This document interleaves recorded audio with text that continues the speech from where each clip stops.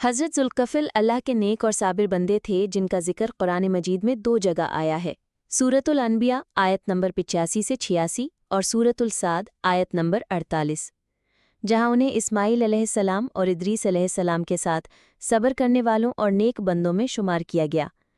ذوالکفل کا مطلب ہے ذمہ داری اٹھانے والا یا عہد کو پورا کرنے والا۔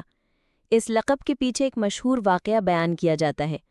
حضرت یسع علیہ السلام کے زمانے میں جب وہ بڑھاپے میں تھے، اپنی قوم کا حاکم اور رہنما بنانے کے لیے انہوں نے ایک اعلان کیا کہ جو شخص 3 شرطوں کو پورا کرنے کا وعدہ کرے گا وہ ان کا جانشین ہوگا۔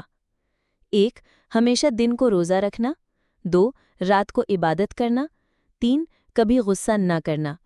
ایک نیک اور صالح نوجوان نے یہ وعدہ کیا۔ وہ اپنے وعدے پر پورا اترے اور ہر حال میں صبر و تحمل سے کام لیا۔ شیطان نے کئی بار انہیں آزمائش میں ڈالنے کی کوشش کی تاکہ انہیں غصہ دلائے، لیکن وہ ہر مرتبہ صبر اور نرمی کے ساتھ جواب دیتے۔ اس پختہ عہد کی وجہ سے لوگ انہیں ذوالکفل یعنی عہد کا پورا کرنے والا کہنے لگے۔